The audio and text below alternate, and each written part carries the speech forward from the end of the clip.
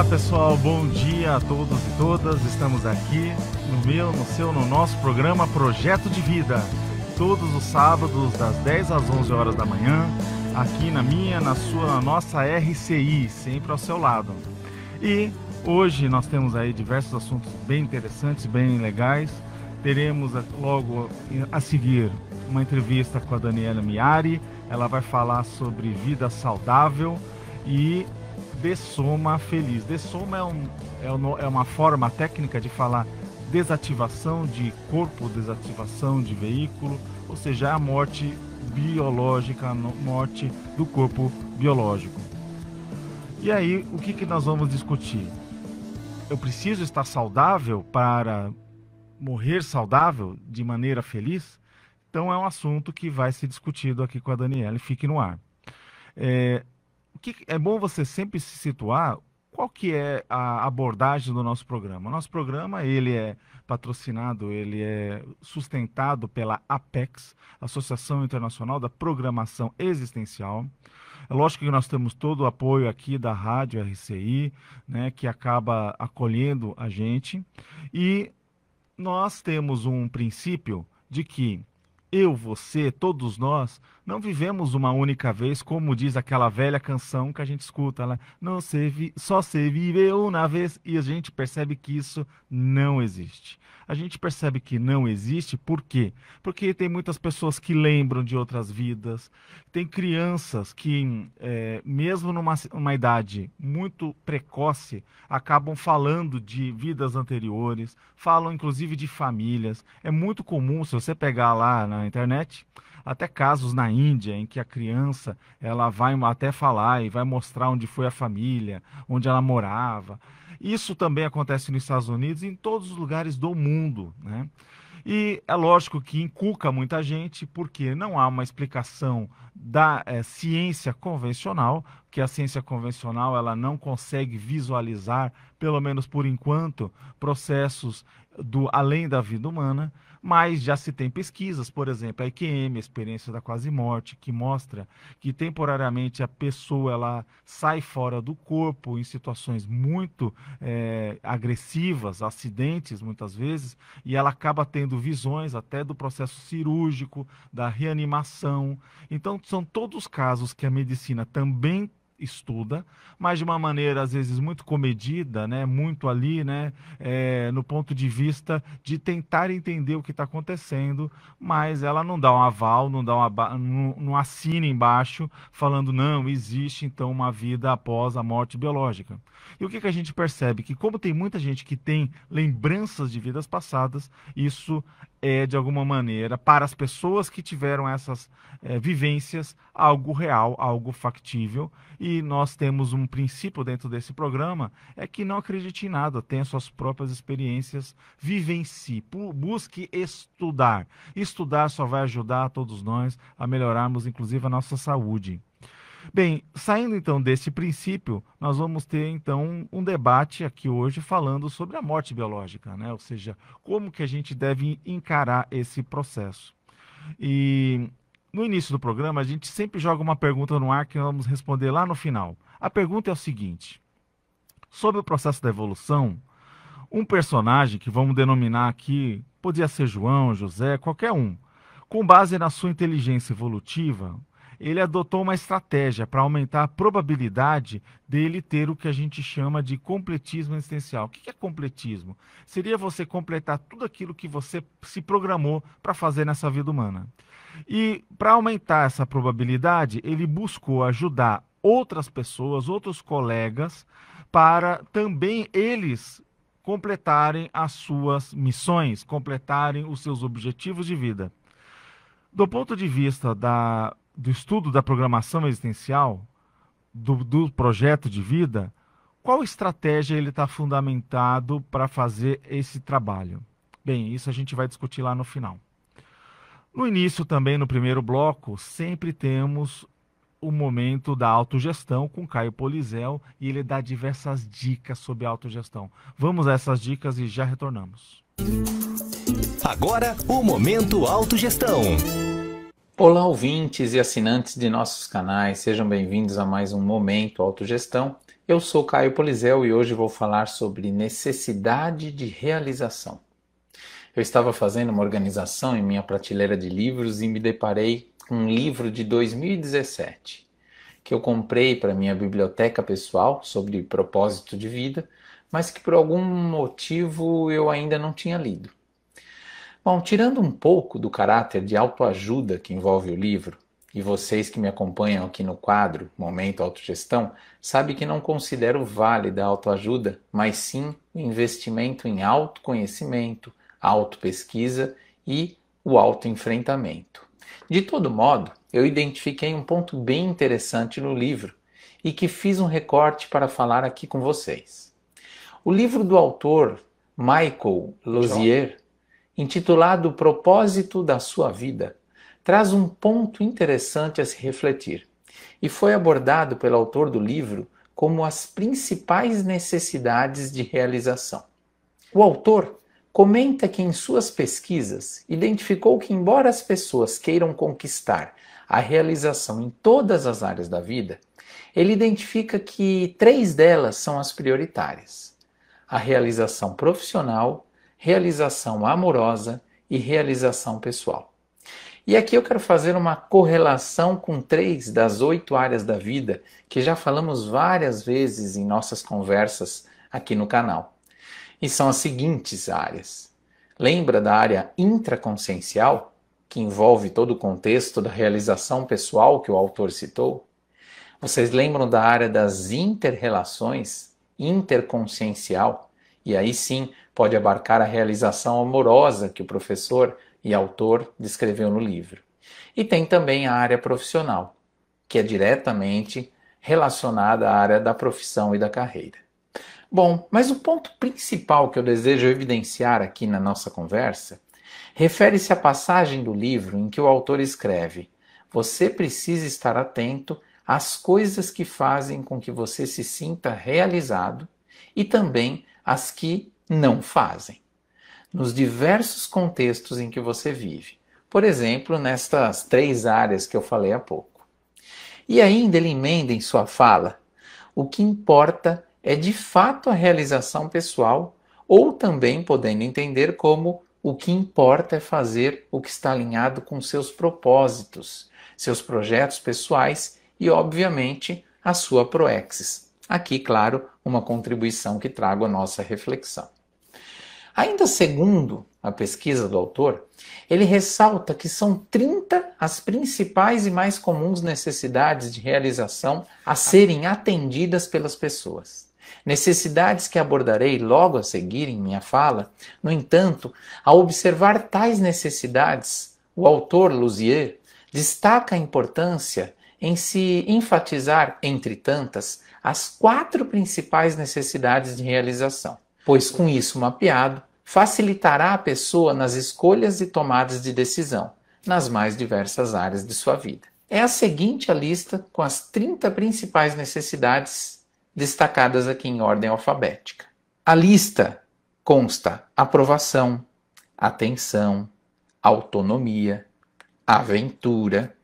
São 4 pontos que já listei como principais necessidades que são normalmente identificadas.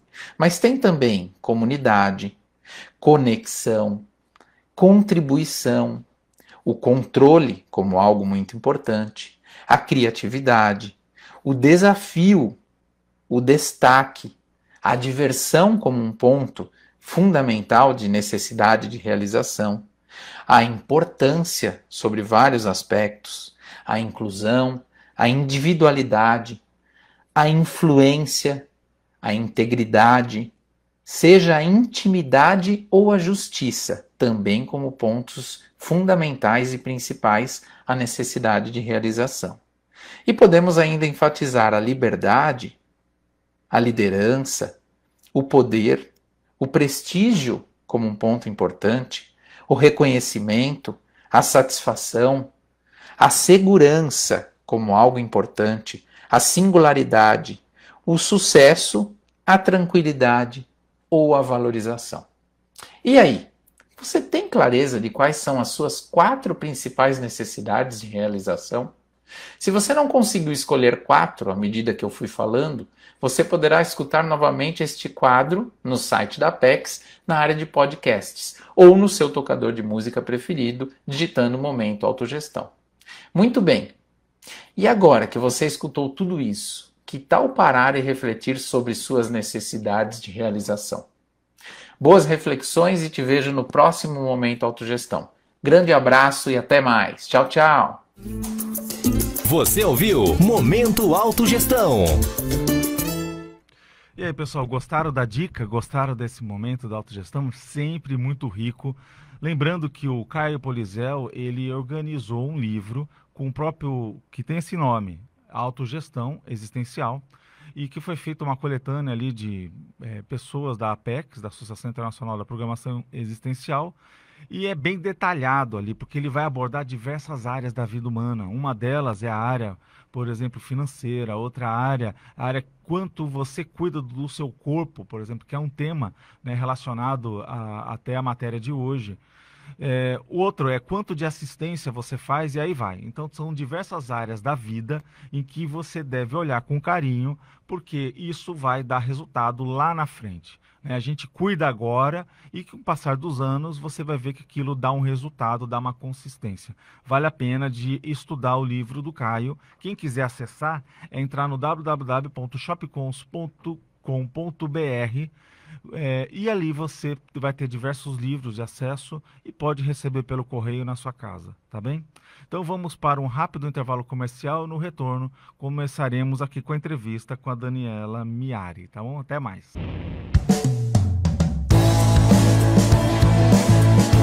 E aí, pessoal, vamos então começar com a nossa entrevistada, a Daniela Miari. Tudo bem, Daniela? Como que vai? Ei, André, tudo bem? E você? Ótimo. Você está falando pertinho da gente, que lugar mesmo? Belo Horizonte, Minas Gerais. Belo Horizonte. Aí, já tem cheirinho aí de pão de queijo no ar, não? Tem cheirinho de tudo, de todas as quitandas possíveis. Todos os quitutes, né? Come-se muito bem em Minas Gerais. Muito açúcar, que é bom tirar um pouco. Come-se muito bem, né?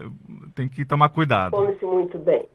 Bom, você vai trazer o tema Vida Saudável e Dessoma Feliz, que é a morte biológica feliz, né? Eu vou apresentar aqui a Daniela. A Daniela é formada em psicologia, atua em período integral como voluntária da Conscienciologia. Atualmente, só um detalhe, atualmente ela está, né, voluntariando no Colégio Invisível da Dessomatologia? Onde que você está voluntariando agora? No IPC. No IPC. No CIT, que é o colégio, né, da Dessomatologia. No Colégio da Morte.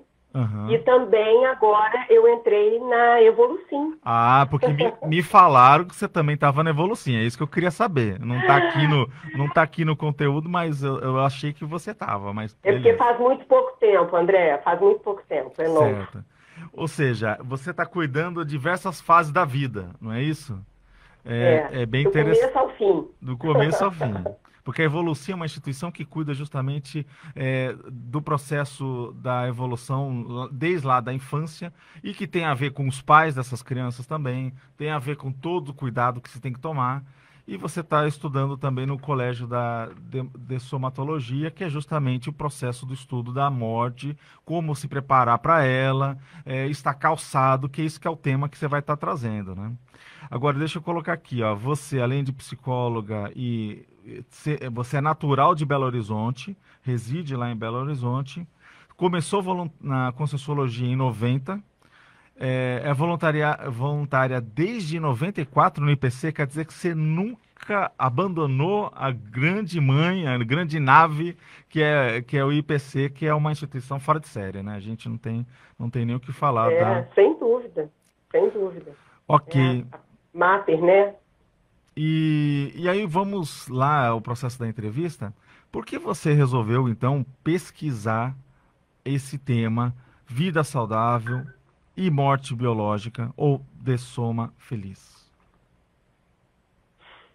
Então, vamos lá. Primeiro, boa tarde, bom dia, né, André? Você, a todos os ouvintes, sejam todos bem-vindos a esse debate, que muitas vezes parece que é uma coisa muito, assim, assustadora, e, na verdade, não é, e é ao mesmo tempo, mas a gente vai entender direitinho qual que é a lógica disso. Então, essa pergunta aí que o André fez é o que me levou realmente para a compreensão e o maior interesse sobre a maior certeza que nós temos na vida, que é a dessoma, que é a desativação do nosso corpo físico, que é a morte. E aí, a gente tem que parar para pensar que para que a gente tenha uma morte feliz, uma dessoma feliz, a gente precisa de ter uma vida boa. Então, esse tema que eu coloquei como título dessa entrevista, Vida Saudável e Dessoma Feliz, faz parte de um movimento de um colégio que a gente atua e estuda sobre a dessoma, sobre a desativação do corpo, que na verdade é a morte. Esse título faz parte de um grande movimento que a gente desenvolveu em toda a comunidade da Conscienciologia, porque tudo tem um princípio na base, como o André falou, até mesmo a APECs, e aí eu tenho que fazer o nosso agradecimento para a gente ter tido esse espaço para poder estar debatendo sobre isso, na Rádio RCI, né, com vocês aí. E aí, o que acontece? Quando nós criamos esse movimento no Colégio Invisível, que o pessoal acha que normalmente Colégio Invisível é também um termo da Conscienciologia, e não é. Não é. Colégio Invisível é um termo muito antigo de um pesquisador, um estudioso lá do século XIX, não, do século XVII, que ele cria como objetivo de criar grupos que têm afinidade com o tema. Então, a gente cria grupos na Conscienciologia de pessoas que gostam de uma temática para poder desenvolver pesquisa. E esse grupo que eu comecei a desenvolver, eu comecei a participar desde o início dele, foi lá em 2008, foi devido a uma doença crônica que eu tive.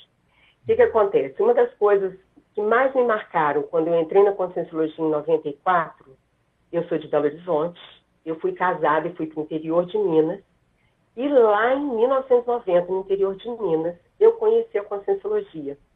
E foi muito impactante para mim e muito marcante, porque eu estava com uma vida muito assentada, muito bem, mas eu entrei numa melancolia muito grande, apesar de ter tudo. E na hora que eu entrei nessa melancolia, eu falei, gente, como que pode? Eu tenho tudo na vida e estou infeliz? Não tem condição. E aí eu conheci uma amiga que me convidou para ir a uma palestra. Quem era o palestrante? Porque nessa época, a única pessoa que fazia palestra fora, no Brasil inteiro e no exterior, era o professor Walter, que foi o criador, né, o precursor da Conscienciologia. E eu fui nessa palestra dele em Três Pontas, lá em 1990. E na hora que eu vi aquilo, eu falei, é com isso que eu quero atuar, é com isso que eu quero trabalhar. E desde então, por isso que você falou, sabe, André? Desde então eu nunca larguei. Eu estou na Conscienciologia há 26 anos. Então, além de psicóloga, eu sou voluntária, eu sou pesquisadora e sou docente desde 93, desde 94, né? 97 que eu sou professora. Então, eu sempre me envolvi com os estudos. E aí, em 94, eu mudo para o Rio de Janeiro. Aí eu tive uma grande oportunidade, porque eu morei no Rio de Janeiro quase uma década, ao lado do professor Val e do lado de grandes amigos evolutivos. E quando eu descubro minha doença crônica. E fazendo um estudo, uma das coisas que a Conscienciologia nos ajuda muito, pessoal, é que a gente tem que abrir os olhos, se tornar interessado em pesquisar, a ser um bom estudioso, um bom investigador sobre você e sobre o mundo. E aí eu lembro, quando eu descobri essa doença, eu falei assim, gente, eu tenho que conhecer mais sobre ela. Né? Não adianta a pessoa falar, não fica sabendo sobre a doença, senão você vai ficar meio apavorado com os sintomas, com o que você vai ficar sabendo sobre ela. Não sei se esse pessoal conhece, esclerose múltipla. É uma doença que não tem nada a ver com a senil, tá, gente? Com esquecimento. É uma doença que acomete o sistema nervoso central e que dá algumas condições de deficiência no corpo inteiro, vai depender de onde que a placa foi atingida no cérebro. Mas é uma doença que assusta muito. Primeiro, porque ela é crônica e é progressiva. Apesar de eu ter essa carinha muito boa, só quem é doente crônico é que sabe a dureza que a gente passa. Pessoal, a gente é que vive. Mas, de qualquer forma, por que eu tenho condição de falar com muita propriedade sobre isso? Porque eu me cuido muito bem. Mas por que eu me cuido muito bem? Porque eu vi a importância de entender sobre isso, até mesmo para eu poder ter uma dessoma feliz. Ou Então, quando seja, a gente coloca... se a gente for Fala, André. pensar, você tem uma qualidade de vida, né? Porque você foi estudar e você encarou os fatos e você deu valor à condição, não é? Se você tivesse entrado naquele obscurantismo, não quero saber, seria bem pior pelo que você está dizendo, né? Então, vamos supor, quando eu fui estudar a fundo sobre doença crônica, aí por isso que eu entrei no colégio da dessomatologia sobre a morte. A maior causa de morte no mundo são as doenças crônicas. Ok. E eu tenho uma. Como que eu não vou me cuidar? Então, eu preciso me cuidar. E se a gente for ver, a maior parte dos seres humanos, a grande maioria tem uma doença crônica também. E o mais sério de tudo, sabe o que é? Que a grande maioria dessas doenças crônicas é fruto de falta de cuidado. Uhum. Então, as coisas mais básicas, como alimentação, por exemplo. A gente não falou do mineiro? Comer muita rosquinha, muita bobaginha, muito docinho. Torresmin. Olha, diabetes. Diabetes é uma doença crônica seríssima, que está acometendo crianças hoje em dia. Uhum. E aí eu pergunto, por que as pessoas não se cuidam melhor? Então, nós precisamos de cuidar. E esse movimento que o colégio fez, que chama Vida Saudável e Dessoma Feliz, ele tem esse nome simples para tornar atrativo, mas ele tem toda uma fundamentação em cima do paradigma consciencial. Não é uma vida saudável vista só pelo lado de cuidar só do corpo físico, não. É cuidar de todos os veículos de manifestação que a gente estuda na conscienciologia. É cuidar dos atributos que a gente tem enquanto consciência. É uma coisa muito mais ampla. A consciência de uma forma integral. Uhum. Não é só cuidar do corpite, ficar só com o corpite bonitinho, não.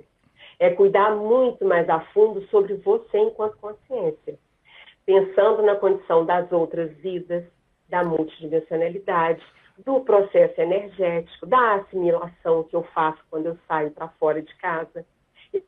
A saúde mental, né, envolvida. Da condição, né? Do assédio. Então, é uma coisa muito mais ampla. Sim. Então, vida saudável e dessoma feliz é uma vida plena, mas na íntegra de uma vida integral. De uma vida realmente bem cuidada. Muito no fundo, não é aquela coisa de só estudar o que a gente é assim na superfície. Não, é lá no fundo, é no osso, é no tutano. A gente tem que ir lá no fundo da consciência para se entender enquanto pessoa. Aí você se dá conta daquilo. E aí, não tenha dúvida, se a pessoa se cuidar bem, tiver uma boa programação de vida, e ela tiver uma condição de se tratar e ajudar os demais pelo exemplo que ela dá, ela vai ter, sim, uma dessoma garantida ou mais. Aí ela tem uma dessoma feliz. Ela tem condição de se aproximar a partir do momento que ela é um completista. Agora, ele completou a programação. Eu queria que você explicasse para a gente, porque, por exemplo, a gente está vendo aqui que pensar, né, no fim da vida humana é importante para o projeto de vida, não é? Você está trazendo isso. Mas como que a pessoa não vai enviesar isso? Por exemplo, ele fala assim, eu tenho uma doença crônica, agora eu quero fazer tudo que eu não fiz. Aí ele vai pular de asa delta, ele vai pular de paraquedas, ele vai começar a querer subir assim nas rochas sem cabo de segurança, dar de Homem-Aranha. Eu quero saber o seguinte, então como é esse cuidar aí, esse valorizar da vida humana que você está trazendo aqui? A gente tem que pensar assim, tem uma máxima que a gente usa muito na Conscienciologia, o professor Valdo era o que mais falava sobre isso. Hábitos saudáveis e rotinas úteis. Então, por que eu estou reforçando rotinas úteis? Pular de paraquedas não é uma rotina útil. O que é uma rotina útil? É aquilo que é produtivo para a sua vida e automaticamente para a vida dos demais. E aí eu vou pegar num ponto de uma autopesquisa que eu fiz profunda sobre mim, na hora que eu fui no meu tutano, sabe, pessoal? Tipo assim, eu tenho que me pesquisar. Qual que é a máxima da Conscienciologia? A autopesquisa. Eu tenho que me pesquisar. Eu lembro quando eu fui fazer a minha pesquisa, eu falei assim, qual que é o meu padrão de atividade, de rotinas úteis? Eu comecei a ver, André, muito assustador, porque eu já estava na Conscienciologia, que eu muitas vezes cuidava muito de coisa superficial, sabe? Era do corpo, era da estética, era da casa, era do cuidado com a limpeza. Isso muito superficial. Sabe o que eu reconheci? Que eu não estudava. eu não gostava de estudar. E sempre, vamos supor, eu estava já na Conscienciologia, mas muito envolvida com a parte administrativa, sabe? Você já pensou que existe workaholic na Conscienciologia também? Eu era uma. Eu me envolvia tanto e eu achava que estava tudo muito bem, obrigada, e não estava, porque eu não estava indo fundo na minha autopesquisa. É o rolo compressor da Vila Idumanda, né? É o rolo compressor. É o rolo compressor. Então, não adianta você estar na Conscienciologia achando que está fazendo bacana se você não está fazendo autopesquisa sobre você. E aí, quando eu descobri isso, André, eu falei assim, eu tenho que ter 3 horas de estudo por dia. Sim. Aí que eu descobri melhor sobre mim. Fala Sim. lá. Eu queria saber o seguinte, ó. O que eu preciso aprender, então, para tirar esse brevet, né? E perceber e receber o passaporte para essa outra dimensão que nós todos vamos passar, que é com a morte biológica, que é a dessoma, que é a desativação do corpo biológico. Por exemplo, aí pensar em testamento. Então, quais são as alternativas que a gente pode falar sobre esse assunto? Mas você não responda agora, vamos para um rápido intervalo comercial e no retorno a Daniela vai responder para a gente um pouco mais sobre essas informações pertinentes da vida, o preparo para a morte biológica. Olá pessoal, para quem está perdido, nós estamos aqui na RCI 1320 AM, também pelas ondas da internet. Você pode acessar via o Facebook da RCI e ter acesso sempre à programação da rádio. E sou André Chataloff, estamos no programa Projeto de Vida, aqui entrevistando a Daniela Miari. E o tema, ele é Vida Saudável, Dessoma Feliz, que dessoma é a morte biológica feliz, desativação do corpo biológico. Por que a gente chama desativação? Porque nós admitimos, dentro do aspecto da Conscienciologia, que você não é este corpo, você é muito mais do que isso, e ele é óbvio, vai falecer, vai ser desativado, mas a sua personalidade continuará com todo o gás, o interesse, motivação de aprender e assim vai. E o que a Daniela está trazendo aqui é como que é importante ter uma vida saudável para encarar bem essa condição de mudança de dimensão, dessa mudança, né, que é um ciclo da vida inevitável, todo mundo passa por isso e vai passar muitas vezes ainda, né? A gente admite, né, que não se vive apenas uma vez, múltiplas vidas, e na verdade vamos renascer muitas vezes ainda. Aí nós jogamos uma pergunta no ar, né, Daniela, que foi: o que eu preciso para aprender a tirar um brevet, né, ou seja, entender o que vai acontecer dentro do ponto de vista do pós-morte e receber esse passaporte para essa outra dimensão, né, ao final dessa existência humana. Por exemplo, tem gente que veem que é importante trabalhar com testamento, não deixar as coisas em cima da hora, sempre prever do tipo, olha, eu não sei o dia de amanhã, né? Ao mesmo tempo, viver a vida como que nem você falou. Eu não vou, tipo assim, sabendo que vai existir uma outra vida, uma nova oportunidade, eu não vou descartar esse corpo bestamente. Eu não vou ficar pulando de bungee jump, não vou ficar saltando de paraquedas se eu não estou precisando, se não estamos em guerra, se não tem menor função para aquilo. Se tem uma função, ótimo, então vá pular de paraquedas com uma função profissional, assistencial, é para ajudar um povo, é para ajudar, fazer uma assistência de alguém que está isolado, mas só por pular, não é? Só para ter o frisson, o friozinho na barriga. Tem coisas mais importantes. Não faz sentido. Não faz sentido. E aí, não faz sentido. Qual que é a saída, Daniela? A primeira condição é isso que a gente comentou, e aí eu vou falar uma máxima que a gente usa muito lá no colégio da dessomatologia, que é o estudo da morte. Retém-se a morte, porque a gente vai sair vivo dela, é o que você falou, André. A gente vai dar continuidade. E como que eu faço, então, para tirar esse meu brevet? Eu saber ter voo, saber sair fora do corpo. Aí a máxima nossa da Conscienciologia. Vamos aprender a projetar. Que se eu não vou morrer, se eu tenho um corpo mais sutil, que o meu corpo que morre é o físico. Esse meu corpo mais sutil é o meu corpo emocional. eu saio com ele toda noite. Então, para quem é novo, não conhece sobre a projetabilidade, pode entrar em várias coisas sobre o IPC, que estuda projeção consciente, que é o ponto mais importante. Então, quanto mais eu aprender que eu sou eterno, que eu não morro, que eu sou uma consciência imortal, uma consciência, uma pessoa que mesmo depois que eu perder meu corpo físico, eu vou dar continuidade à minha existência. E se eu sou sabendo que eu saio do corpo toda noite, é bom que a gente comece a aprender o que é sair do corpo toda noite. Porque tem pessoas que muitas vezes elas até saem, mas por não ter tido a educação, elas não falam sobre isso. Elas não conversam sobre isso, elas não estudam sobre isso. Então, só para vocês saberem, principalmente quem é novato, nós já temos escolas sobre isso, sobre sair do corpo de forma lúcida, que é o IIPC. Então, vai estudar, que você pode ser uma estudante, uma aluna, e você vai aprender a sair de forma lúcida fora do corpo. E aí você, aprendendo a sair de forma lúcida, quando você souber que você sabe usar o seu corpo emocional, que é o corpo que a gente sai quando a gente está lá projetado, e eu já souber administrá-lo, vamos supor, se de repente eu vou dormir hoje à noite, de repente à noite eu encontro com o André fora do corpo. Aí eu posso conversar com ele e ver, ô André, o que a gente pode fazer agora fora do corpo? Vamos fazer uma assistência? Então a gente vai pensando no processo daquilo que eu vou fazer, talvez até depois que eu morrer. Daniela? Então eu já começo a ter habilidade e conhecimento do que eu posso vir a ter depois que eu morrer. Fala, André. Interessante de falar, né, que o IIPC é o Instituto Internacional de Projeciologia e Conscienciologia.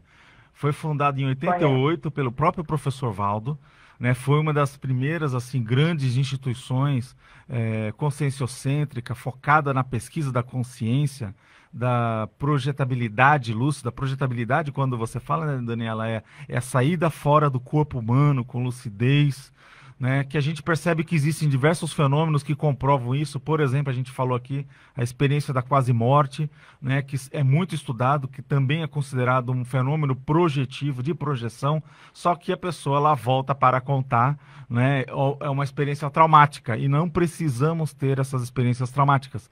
Então, quem quiser estudar, hoje, então, a gente vê aí que já tem muita experiência, né, do pessoal para estudar os fenômenos, entender essas técnicas. E uma das coisas, eu acho que vale a pena de falar aqui, ó, tem uma galerinha aqui já dando oi para você, se manifestando de diversas partes do Brasil e do mundo, ó. O Orlando Silva, ele deu parabéns para Dani, melhores energias, bons esclarecimentos. A Lucimara Pavese, ela diz o seguinte: boas energias, estamos juntos, Luci. E a Luci, né, assim, aqui do Colegiado Invisível da Dessomatologia, que é o estudo da morte, né?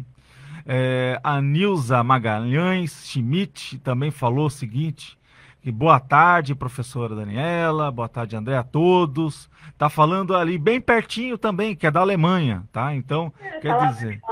Exatamente. Aí você tem aqui o Christian Naurati, estamos juntos, da CID também, da Dessomatologia, bons esclarecimentos.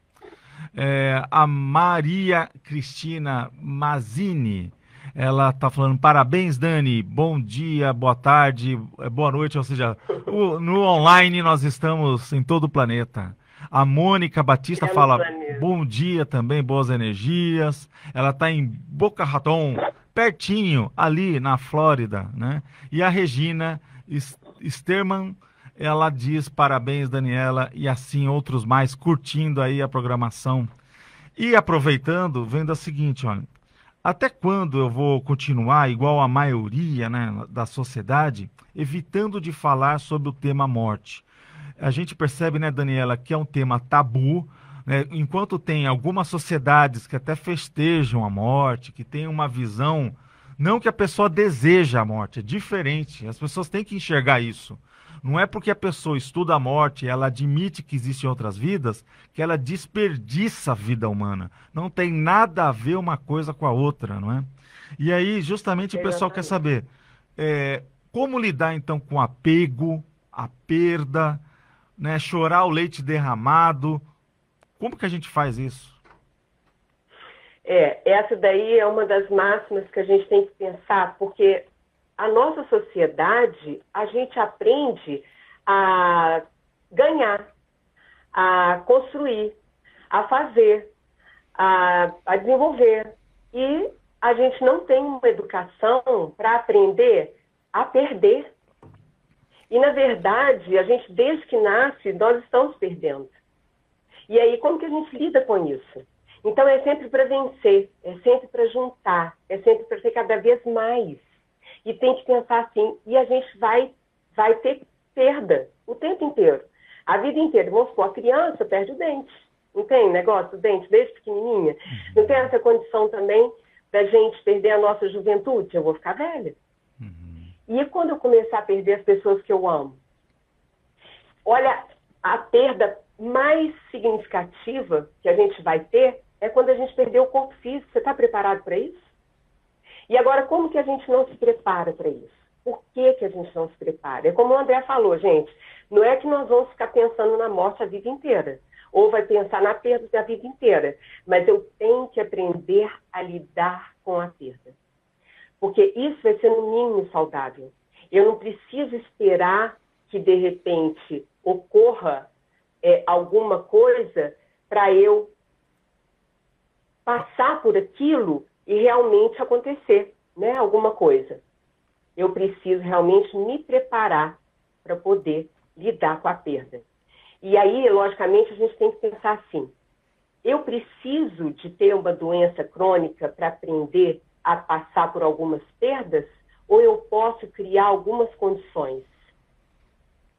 É bem interessante, né, Daniela, porque a gente vê que o próprio professor Valdo, ele coloca a história do soldado né, lá narrado pelo Platão, e ele fala justamente que depois de ser quase queimado vivo, que ele estava ali, né, no palco de guerra, pós-guerra, né, e o pessoal botando fogo nos cadáveres, né, que era o processo da época, foi pegar um que estava mais ou menos bom e o cara acordou.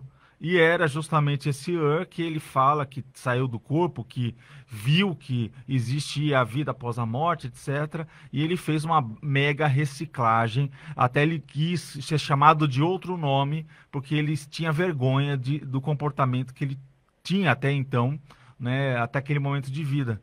E o que a gente vê, né, Daniela, que essas oportunidades de reflexão permitem à pessoa justamente ela acertar as coisas para não se arrepender depois, não é? Ou seja, é muito importante pensar no pós-morte. É muito importante refletir as consequências dos atos que a gente está fazendo aqui agora, para não chorar o leite derramado depois, não é?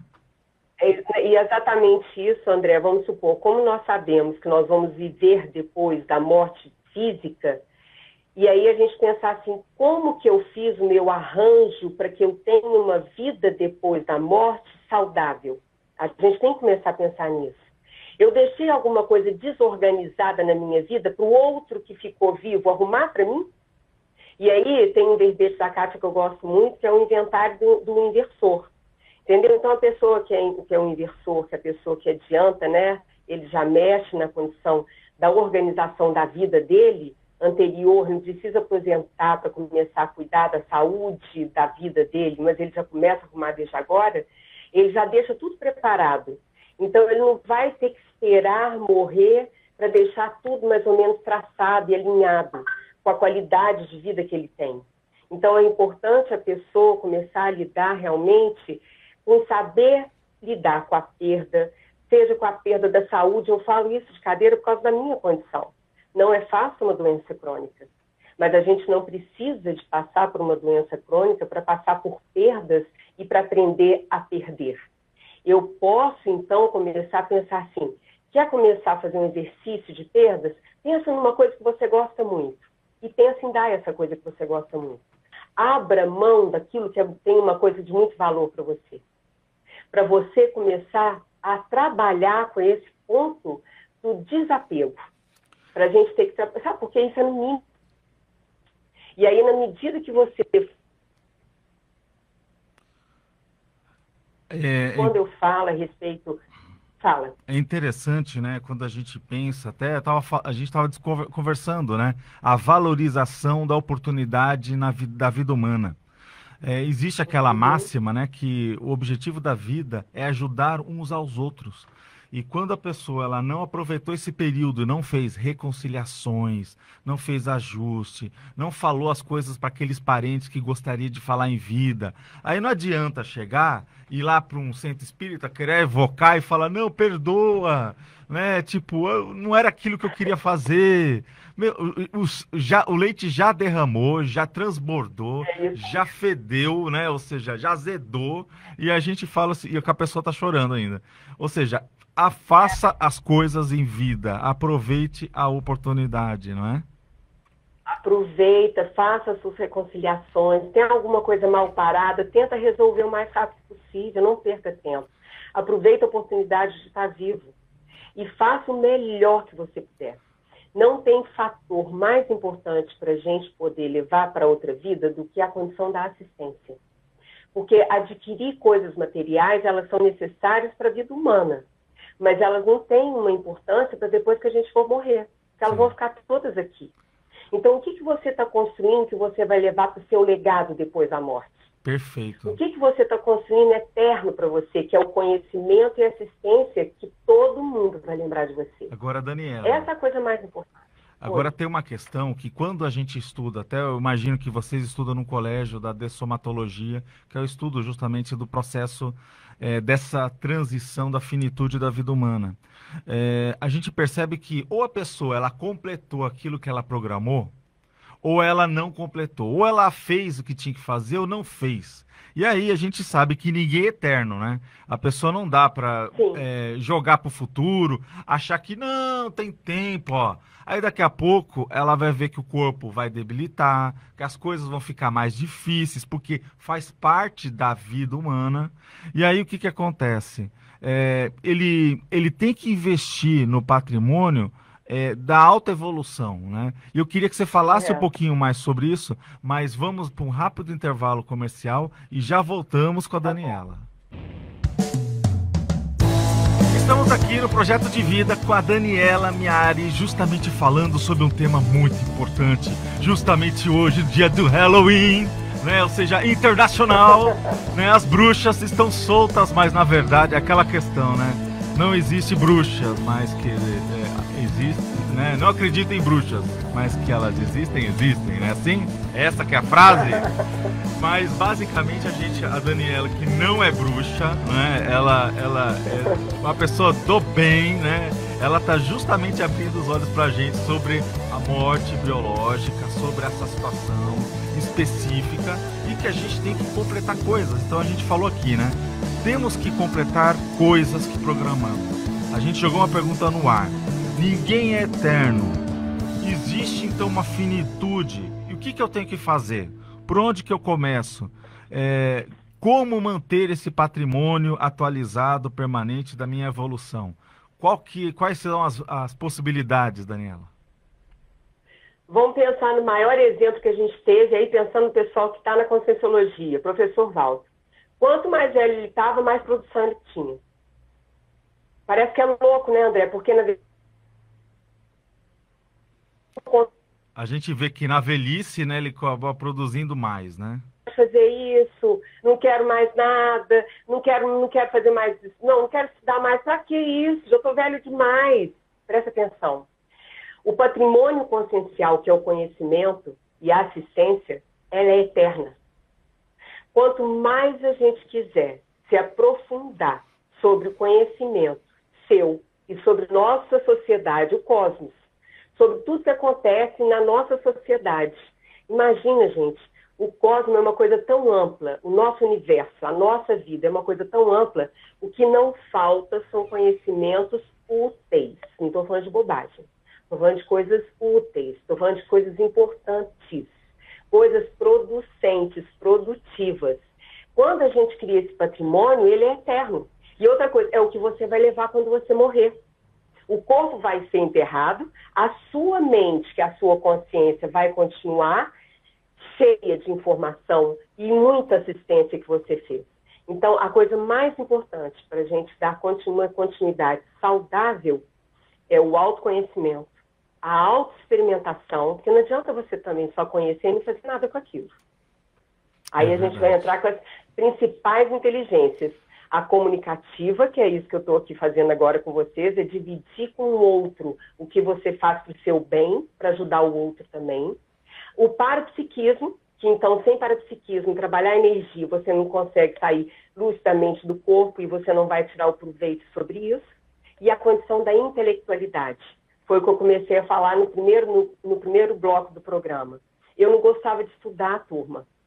E eu adotei o hábito de estudar no mínimo, criei uma técnica para mim, eu vou ficar pelo menos, no mínimo, de 2 a 3 horas por dia sentada, até eu ter esse hábito, até o dia que hoje eu tenho que fazer o contrário. Eu tenho que fazer de tudo para sair dos estudos de tanto que eu gosto. Então eu tenho que tomar cuidado. Mas isso é um hábito adquirido. Eu não tinha esse hábito. Na verdade, quando eu entrei na Conscienciologia, eu não gostava de estudar ainda. Então o que você tem que fazer? Crie hábitos saudáveis e bons para você. Hábitos saudáveis e rotinas úteis. Então, você vai ter que se estudar, vai ter que se pesquisar. E vai ser realmente um pesquisador profundo sobre você mesmo e sobre a sua sociedade. É a coisa mais importante que a gente tem que levar. E pensa no professor Valdo. Olha para você ver, ele, quanto mais velho ele ficava, mais producente ele era. Viu, Daniela, eu acho que bem interessante o que você falou. Só aproveitando aqui, né? A Lídia Pelim deu os parabéns para você, lá de Vacaria, Rio Grande do Sul.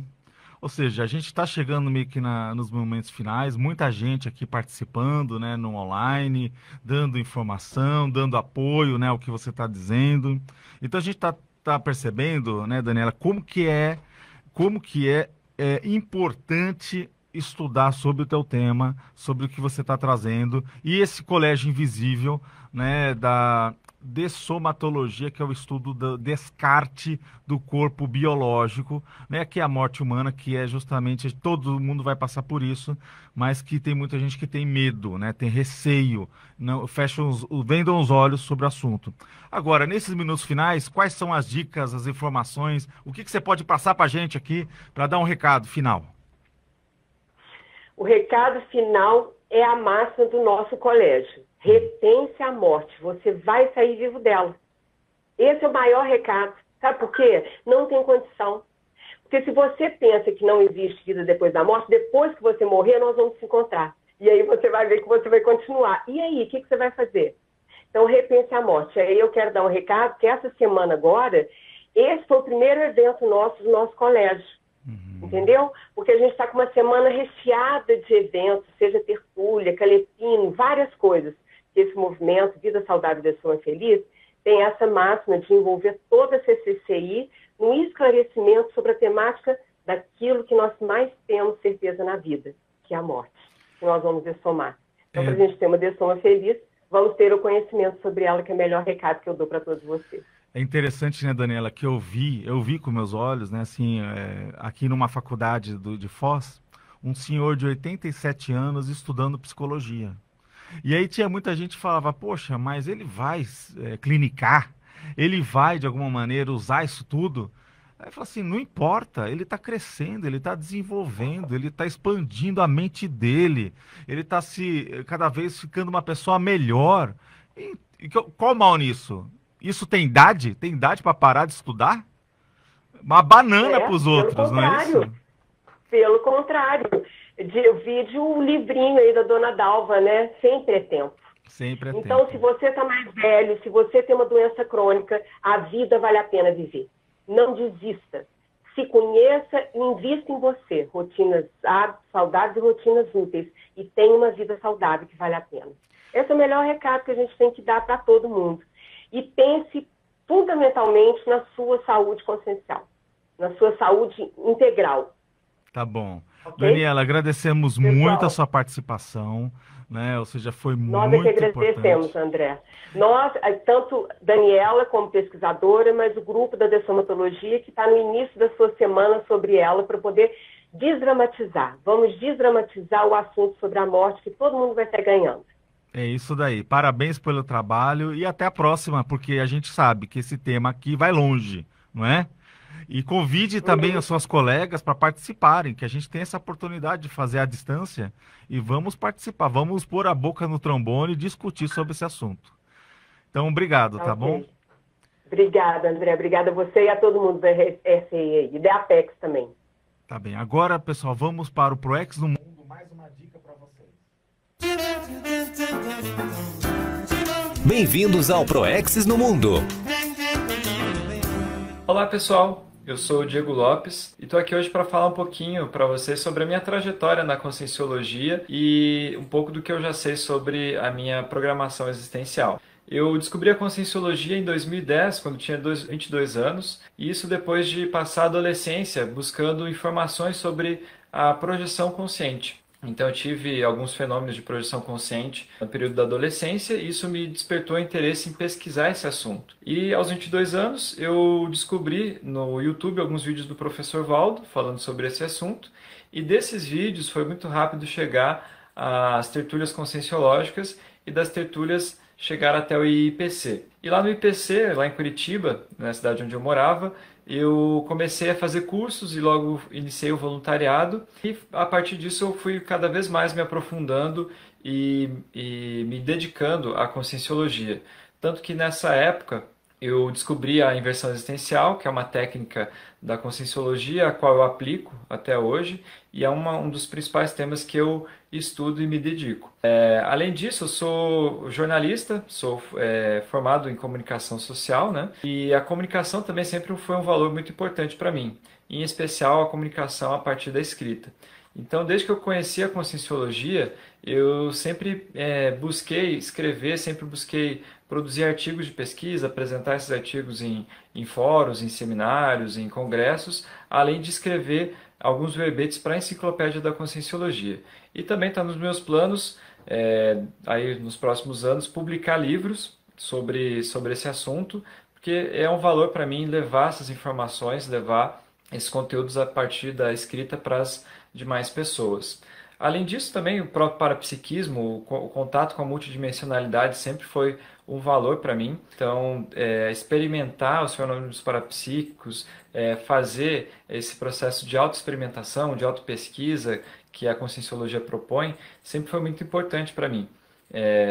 Algo que sempre teve muito presente e eu valorizo bastante.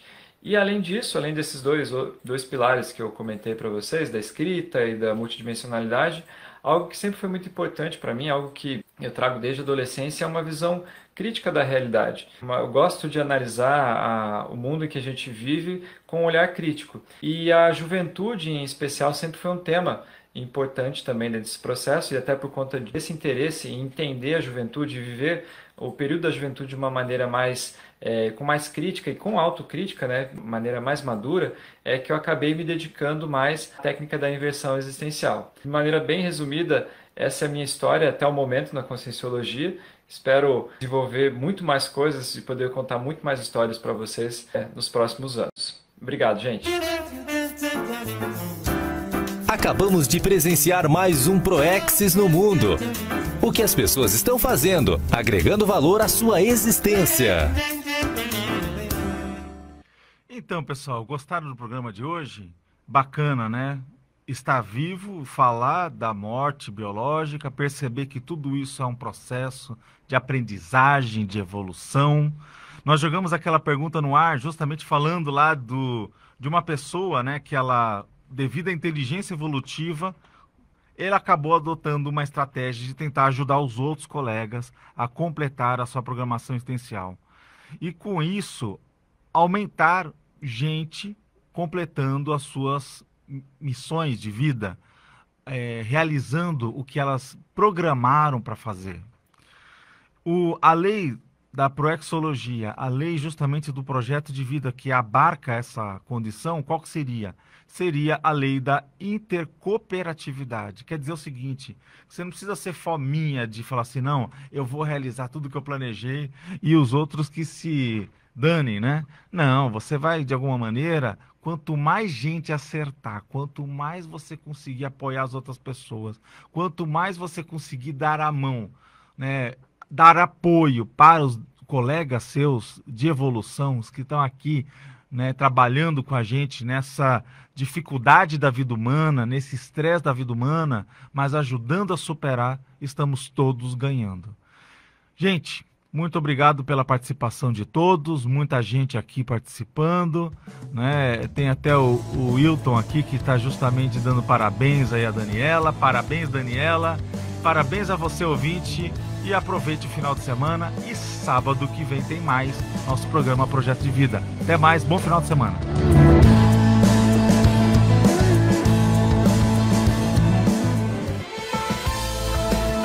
Você ouviu na Rede Comunicadora Iguaçu, programa Projeto de Vida, produção Apex, Associação Internacional de Programação Existencial. De volta no próximo sábado.